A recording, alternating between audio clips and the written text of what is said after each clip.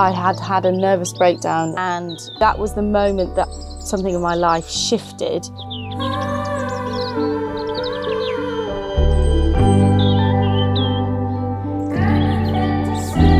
I do remember the time that I first told friends that this is what I was going to do.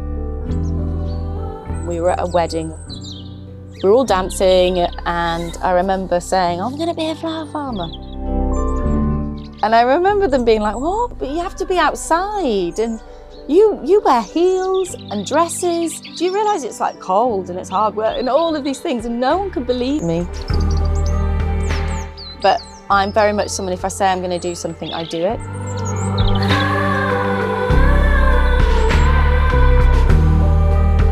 I was 29 when I got Poppy, and she is a Tibetan Terrier with a poodle cross. I got her up in Barnsley from a funny farm. She cost 550 quid, and the woman folded the cash up and tucked it in her bra. And Poppy came out with this funny little purple bow in. She's like, I've washed her in herbal essence so she smells amazing. I was like, okay. It is spring, so it's the end of April, so middle spring, middle to late spring, so it's very, very busy. So the main thing I'm doing is sowing seeds and planting out, and it's weeding. And you do it all yourself, pretty much? Pretty much, yeah. I do have a bit of part-time help in the season, but yeah, I do most of it myself. How many hours a day are you up here? Well, that's not a good thing to do, to look at the hours, because then you realise you earn 50p an hour. I like to get here for 6-ish, and then I leave about 7-ish. Do you have much of a break in the day, or do you just keep going? No, you do have to have breaks, because otherwise you can't keep going at the rate that you're going at.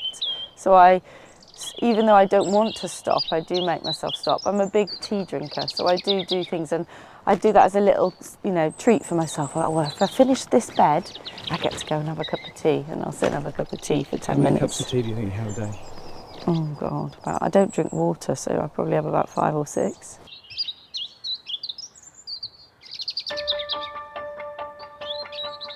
I had had a nervous breakdown in the Christmas of 2018, and that was the moment that something in my life shifted.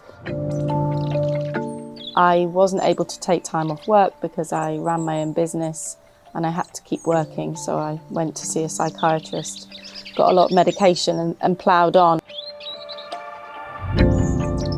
For the past few years with my marriage, it wasn't where I thought it would be. It was a moment when it was just a little niggly conversation we had over who was paying for petrol, and as a result of what we discussed over the petrol, I was like, I'm done, I'm not doing this anymore. Within a year, that divorce paper had gone through and we were divorced. I decided I'm going to be a flower farmer. Once I'd made that decision, that was it for me. I absorbed every single bit of information I could.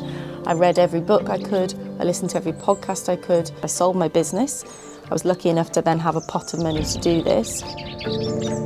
I started looking at fields as I walked Poppy. I'd go for a walk with Poppy and I'd look at a field, and then I'd try and work out who that field belonged to and do it that way. And that's basically how I found this.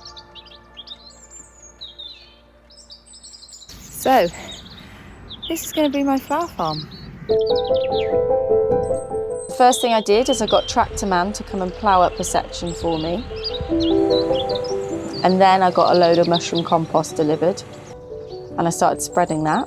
I have managed to spread half my field and turning the ploughed area into beds, paths, and then simultaneously started the fence because I knew that I needed the fencing. I've dug the hole, but it's just full of like flint stones. Once I'd done those two things, I then started putting the irrigation in and the water. And then the polytail mill came. It's just incredible, like the amount of flowers that are in bloom, and they're just so beautiful. But there was a moment when my dad came, and I know he loves gardening, and he was just like, this is incredible, and we've got this amazing thing in common now. He just kept walking up and down going, this is incredible, Lisa, this is absolutely amazing. And That's when it hit me, because it was almost like that recognition of what I had done.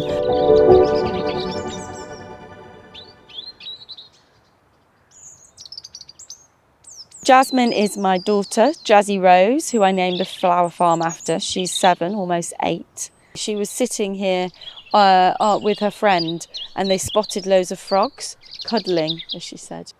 Mummy, the frogs are cuddling, they're giving each other piggybacks. I have a lot of guilt about moving out of London, because when I was married, we lived in London, and I tried to stay there initially after we got divorced, but I was very unhappy and I wanted to get out. But seeing those moments, I let myself forgive myself of kind of making that decision to be here, and because I can see that I'm giving her this incredible childhood of seeing all these amazing things that she would never see in London. Oh, there's a tadpole! Oh, amazing, I'm so excited to tell Jazz. Did you think they'd all gone? Yeah, I haven't seen, oh my gosh, yes, they're there as well. There's loads of them. Oh, that's brilliant. The frogs are great for me because they do eat the slugs. In the summer, they like living under the black plastic. Because the slugs are under there, the frogs are under there, and often you'll peel the back and a frog will jump out. This is my polytunnel, or the cathedral as my dad calls it, because it's so enormous. And this was about 15 grand to buy it and have it built. So it was an expensive thing on the field, but it means that it prolongs my season. Do you think you've made your money back yet? Yes, definitely. Really, on the 15? Yeah. How quickly did you make your money back on that 15,000? I don't know, because I had it straight away. In the season, so I think though that I think I made it back in the first season. We've got ranunculus in the tunnel, and we've got at the front here sweet peas.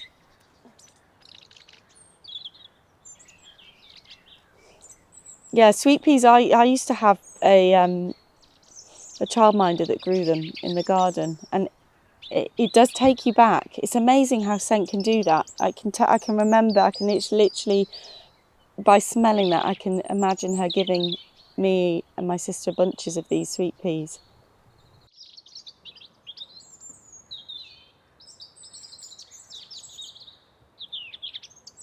So this is where the water comes from, and in here is my water meter. That is what I had to work out where that went to. And you'd think, oh, it goes straight, but it doesn't. So I had to dig this whole area up with a shovel. I mean, like that, a few feet deep, to try and find this pipe. You can sort of see, and then I kind of dug out there to find it and where it went. And then I got a digger to dig me a trench all the way down to the field, which is about 150 metres. I went to the plumbers merchants nearby, and I was like, look, this is what I want to do. What do I need? And I explained it, and they were so patronising. Kept saying, well, I think, love, you're going to have to get someone in to do this. I'm not quite sure. And I was like, look, just give me the parts, show me what you need to do with them, tell me what I need to get, what parts and how they all connect together, and I will give it a go. And there was a moment when I actually managed to do it, because it was a lot of back and forth, turning the water off here, going over to the tap point, turning on, it all splurting everywhere and it not working, and coming back. And so it was a lot of back and forth. And then I got it and it worked, and I turned the tap on and I literally just was in floods of tears. Oh, a little trot. Here's a tap, here's a tap, here's a tap. There's another tap. There's one, another, and 2 more. So there's about 6 taps at the moment.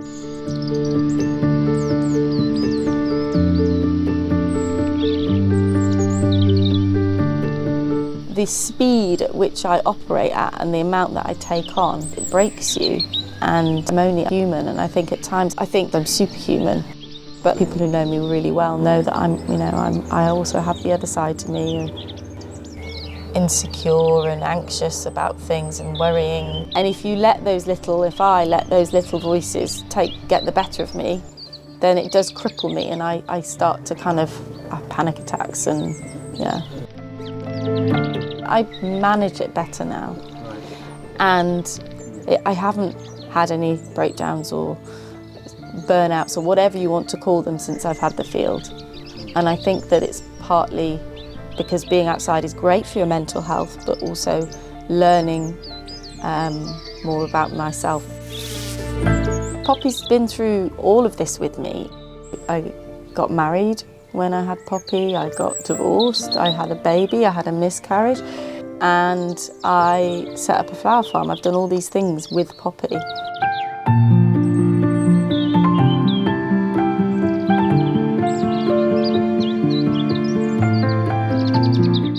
Healing through a process of divorce takes years and years and years, and I think that this field has helped me process all of that and heal through all of that. I find it incredibly healing space, and I actually welcome friends that are struggling with whatever they're going through. I say, just come spend a day on the field, you'll see how you'll feel better afterwards. It is like a tonic. There's something about this field and the flowers that soothe and heal and top you up with all the good things. I always think happiness is something that we shouldn't strive for because that's fleeting, but contentment is something that we should aim for, and I feel incredibly content and more at peace with who I am in this lifestyle that I've created.